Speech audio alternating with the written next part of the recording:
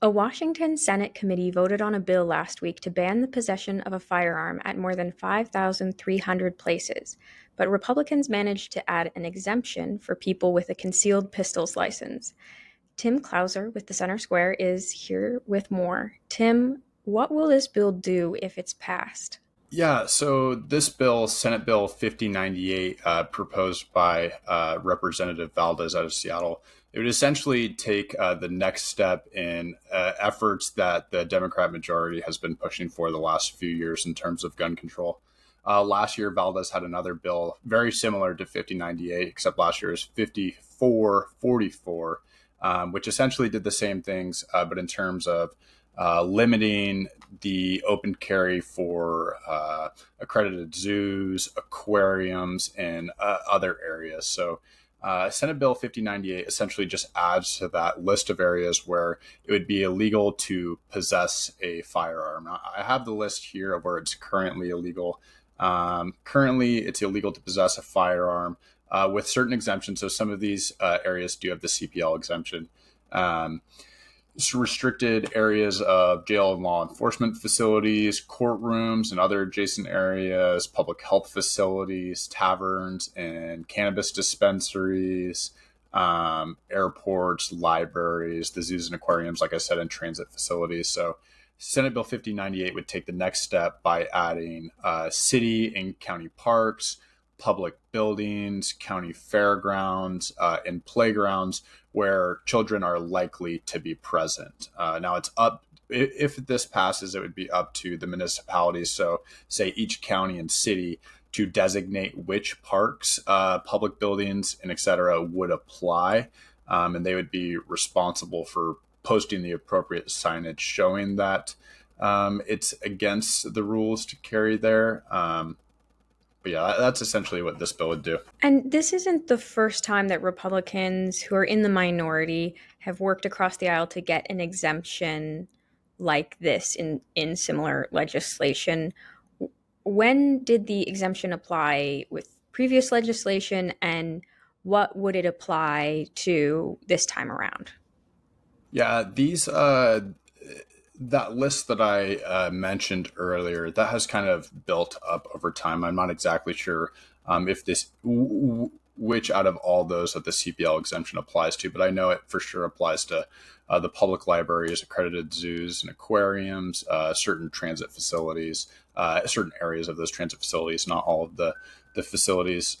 So they've worked across the aisle. Last year, when Valdez proposed his Senate Bill 5444, which covered the zoos, aquariums, and et cetera. That bill didn't include the CPL exemption, and it wasn't clear.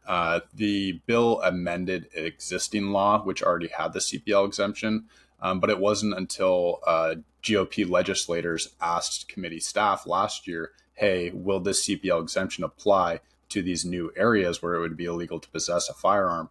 And the committee staff said no, despite what the prior legislation had done to protect CPL holders, this bill would not afford that same protection. Now, Senate Bill 5098, when it was proposed, it didn't include that CPL exemption either. It was sort of a similar case.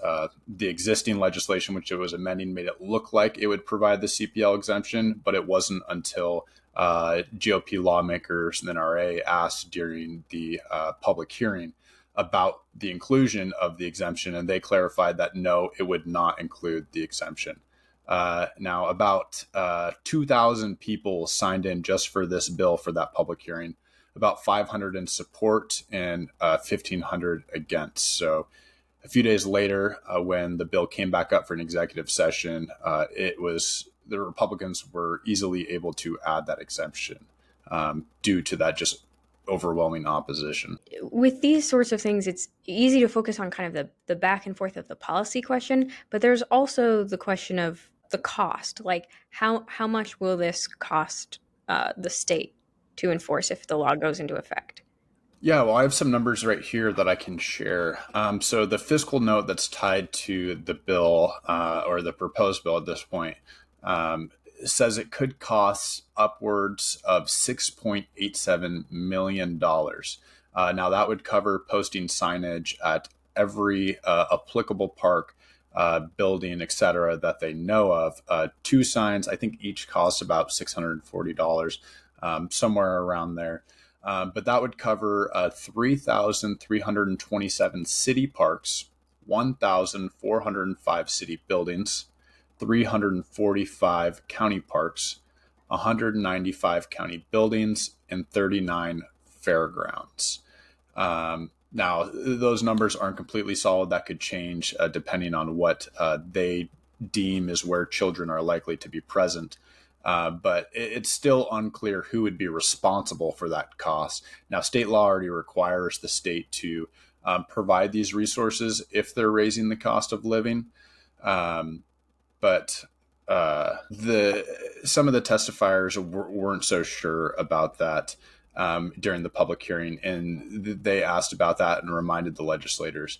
And it was brought up again during the executive session a few days later when Senator Fortunato asked, look, is this another unfunded mandate? Because if the state doesn't pick up that $6.87 million, which might not seem like a lot in the grand scheme of things, all of Washington cities and counties are going to pick up that cost, which is going to be more burdensome for them.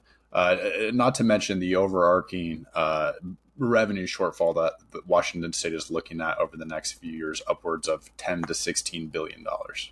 What was some of the other kind of back and forth as they were debating this bill? What were the arguments being made? Yeah, some of the banter was pretty predictable when it comes to gun control legislation. There was mentions of how restricting access in all these areas would essentially create shooting galleries in these gun-free zones where mass shootings might occur. Similar back and forth to what you hear on a lot of bills. During the public hearing, we had testifiers that talked about their experience with gun violence, how they were victims themselves, situations where they were in parks with their children and there was an individual open carrying that made them uncomfortable, but there was nothing that law enforcement could do about it. There was a lot of back and forth. But there was also a woman who mentioned a recent incident that I believe occurred sometime over the summer in Point Defiance Park in Tacoma, where a woman was attacked violently and needed over 180 stitches. Now, the Tacoma Police Department, after this, said that people need to take precautions when going around Point Defiance. And the testifier in this case said that, being able to carry these firearms are how women protect themselves. Now, taking away that ability would limit their ability to protect themselves. And where is this legislation at in the process now? What's the next step? Yeah, so I have that pulled up as well. So it was proposed in the Senate, sent to the Senate Law and Justice Committee, who had that public hearing that I mentioned, then an executive session where they added that CPL exemption. Now, the majority of the committee motioned to pass the bill. So not that it's passed entirely, but it's moved out of the Senate Law and Justice Committee and into the Senate Ways and Means Committee, where further adjustments might be made before it's scheduled for a floor debate and then sent to the House. So it's still got a long ways to go, but it does have some momentum behind it already. And I think the majority is confident that it will make it through this year. Well, Tim, thank you for your insights on this story. Listeners can keep up with this story and more at thecentersquare.com.